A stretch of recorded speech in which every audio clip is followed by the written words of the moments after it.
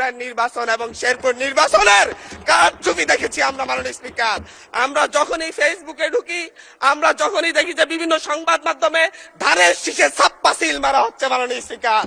আজকে 2024-এর এমন রক্তক্ষয়ী সংঘাতের পরে আজকে যখন একটা উপনির্বাচন এবং একটা স্থগিত হওয়া নির্বাচন হতে যাচ্ছে, তখন আমরা দেখছি বিরোধী দলীয় এজেন্টদেরকে ঘাট ধাক্কা দিয়ে বের করে দেওয়া হচ্ছে, কেন্দ্রের ভিতর ঢুকে এজেন্টদেরকে আহত করা হচ্ছে এবং ছোট ছোট বাচ্চাদেরকে লাইনে দাঁড় করায়, স্কুলের বাচ্চাদেরকে লাইনে দাঁড় করে ভোট দিতে দেওয়া হচ্ছে। এর চাইতে নির্লজ্জতা আর কি আছে মাননীয় স্পিকার? এর মধ্য দিয়ে মূলত আরেকবার বাংলাদেশকে সংকটে ফেলা হচ্ছে। একটা বিষয় হচ্ছে, আমাদের যে ট্রেজারি বেঞ্চ রয়েছেন, ওই ট্রেজারি বেঞ্চের নেতারা বারবার বাংলাদেশের গণতন্ত্রকে হত্যা করার চেষ্টা কিন্তু করেছেন, কিন্তু ওনারা ব্যর্থ হয়েছেন, আওয়ামী লীগের মতো সফল হন নাই। 1994 সালের মাগুরার নির্বাচনের মধ্য দিয়ে ওনারা চেষ্টা করেছিলেন একতরফা নির্বাচন করে টিকে থাকতে। 1996 সালে একতরফা একটা নির্বাচন করেছিলেন, 12 দিনের মাথায় জনগণের চাপে সরকার থেকে পদত্যাগ করে তত্ত্বাবধায়ক সরকার ব্যবস্থা দিতে হয়েছিল। আবার 2006 সালে এসে বিচারপতির 2 বছর মেয়াদ বাড়িয়ে তারপর আবার ক্ষমতায় থাকার বন্দী করেছিলেন, কিন্তু বাংলাদেশের জনগণ সেই সুযোগ দেয় নাই। চুরি করা যায়, কিন্তু চুরি করে সেটা হজম করা যায় না, যেটা আওয়ামী লীগ করেছে মাননীয় স্পিকার। ঠিক একই ভাবে 2024 সালে এসে এখন 2026 সালে এসে এখন আবার চুরির ধান্দায় নেমেছে। এবং চুরি করে, আমি আবারও বলছি, বিএনপি যতই চেষ্টা করুক আওয়ামী লীগ আর হইতে পারবে না মাননীয় স্পিকার। মাননীয় স্পিকার, আমরা ভোটাধিকার নিয়ে কথা বলবো, আমরা ঘুমের অধ্যাদেশ নিয়ে যখন কথা বলি যে হচ্ছে ঘুমের অধ্যাদেশ কেন বাতিল করা হচ্ছে, তখন ট্রেজারি বেঞ্চের মন্ত্রী দাঁড়ায় বলে, আমাদের স্বরাষ্ট্রমন্ত্রী অনেকদিন ঘুমছিলেন, আমরা কি ঘুমের বেদনা বুঝি না? আমাদের মাননীয় প্রধানমন্ত্রী এতদিন নির্যাতন ছিলেন, আমরা কি বুঝি না ঘুমের বেদনা?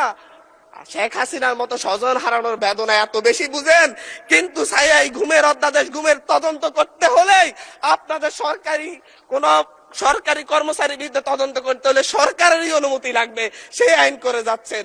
আবার বলতেছেন যে হচ্ছে সরকারি কোনো গোপনীয়তার জন্য কাউকে গুম করা হলে সেটা গুম হিসাবে যেন বিবেচনা করা না হয়। এটা তো দ্বিচারিতা ছাড়া আর কিছু না মাননীয় স্পিকার। মাননীয় স্পিকার, মানবাধিকার কমিশন অধ্যাদেশ বাতিল করে দিয়ে আবার সেই শেখ হাসিনার 2009 সালের প্রয়োগ করা আইনে তারা ফিরে যাচ্ছে। শেখ হাসিনা খারাপ, আওয়ামী লীগ খারাপ, সবকিছুই খারাপ, কিন্তু আওয়ামী লীগ ক্ষমতায় থাকার জন্য আওয়ামী লীগের যত বিধান আছে, নিয়ম নীতি আছে, সবগুলাই আজকে কি ভালো হয়ে যাচ্ছে মাননীয় স্পিকার। কিন্তু অভ্যুত্থান পরবর্তী যে মানবাধিকার অধ্যাদেশ, যেটাকে সকলেই গ্রহণ করেছে, সেই অধ্যাদেশকে তারা বাতিল করে ফায়ে ছুঁড়ে ফেলে দিয়ে মূলত জাতির সাথে প্রতারণা করছে মাননীয় স্পিকার। মাননীয় স্পিকার, এই জায়গায় আজকে সুপ্রিম কোর্ট সচিবালয় অধ্যাদেশ বাতিল করে দিয়েছে। আমাদের মাননীয় প্রধানমন্ত্রী তারেক রহমান সাহেবের ওনার একটা ফেসবুক পোস্টেই উনি উল্লেখ করেছেন সুপ্রিম কোর্টের জন্য আলাদা সচিবালয় করা হবে এবং সুপ্রিম কোর্টকে বিচারালয়কে স্বাধীনতা দেওয়া হবে। আজকে আইসা বলতেছে সুপ্রিম কোর্ট সচিবালয়ের কোনো দরকারই নেই, কোনো প্রয়োজনীয়তা নাই। এখন যদি বলি যে হচ্ছে আমরা বিচার বিভাগের স্বাধীনতা চাই, 28 জন বিচারককে শোকজ করা হয়েছে তাদের অভ্যন্তরীণ মেসেঞ্জার গ্রুপে শুধু আলাপ আলোচনা করার কারণে। বলি যদি আমরা বিচার বিভাগের স্বাধীনতা চাই, তাহলে আমাদেরকে বলবে মেজর শহীদ প্রেসিডেন্ট জিয়াউর রহমানই তো বিচার বিভাগকে স্বাধীনতা দিয়ে গিয়েছেন। আমরা তো এই বিচার বিভাগের স্বাধীনতার জন্য এতদিনের লড়াই, আজকে আসা টুটি চেপে ধরা হচ্ছে বিচার বিভাগের। মাননীয় স্পিকার, আমি আবারও সেই স্থানীয় সরকার যে আইনটি, সিটি কর্পোরেশন যে আইনে ফিরে যাচ্ছে, আমি সেই কথাই বলতে চাচ্ছি। আমরা 2012-13 সালে আওয়ামী লীগ যখন হচ্ছে সিটি কর্পোরেশন নির্বাচন দিয়েছিল, সেই নির্বাচনে 5টি নির্বাচনে বিএনপি দলীয় বা হচ্ছে 20 দলীয় জোটের প্রার্থীরা বিজয়ী হয়েছিল। বিএনপি আওয়ামী লীগ কারচুপি করতে পারে নাই, কিন্তু পরবর্তীতে সেই নির্বাচিত মেয়রদেরকে অপসারণ করে আওয়ামী লীগ তাদের দলীয় এবং হচ্ছে বিভিন্ন প্রশাসক বসিয়েছিল। মাননীয় স্পিকার, দীর্ঘদিন ধরে ট্রেজারি বেঞ্চের মেয়র আরিফ, তৎকালীন সিলেটের মেয়র ছিলেন আমাদের বর্তমান এমপি সিলেটের আরিফ ভাই, ছিলেন হচ্ছে প্রফেসর আব্দুল মান্নান সাহেব। প্রত্যেককে তাদেরকে গাজীপুরে ছিলেন, তাদের প্রত্যেককেই তাদের চেয়ারে বসতে দেওয়া হয় নাই। একই ধরনের পথে আওয়ামী লীগের সেই দেখানো পথে বিএনপি হাঁটার জন্য এই আইনটাকে করা হচ্ছে। মাননীয় স্পিকার, অন্তর্বর্তীকালীন সরকার যে অধ্যাদেশটি জারি করেছিল, সেই অধ্যাদেশটি মূলত বিশেষ পরিস্থিতির কথা জন্য জারি করা হয়েছিল, অভ্যুত্থান পরবর্তী পরিস্থিতির জন্য জারি করা হয়েছিল।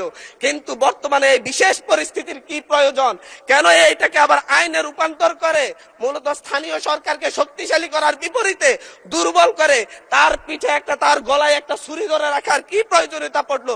এর জবাবটা অবশ্যই আমরা চাইব মাননীয় স্পিকার।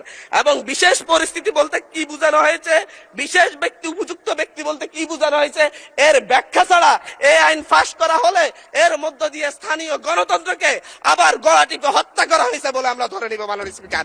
ধন্যবাদ মাননীয় স্পিকার। আপনার স্বপ্নগুলো আকাশ ছুবে প্রবাসীর হেলিকপ্টারের মাধ্যমে। বিয়ে, জন্মদিন অথবা যে কোনো বিশেষ প্রয়োজনে হেলিকপ্টার ভাড়া করতে যোগাযোগ করুন স্ক্রিনে দেয়া নাম্বারে। প্রবাসীর হেলিকপ্টার, নিরাপদ ও সাশ্রয়ী বাহনের বিশ্বস্ত নাম।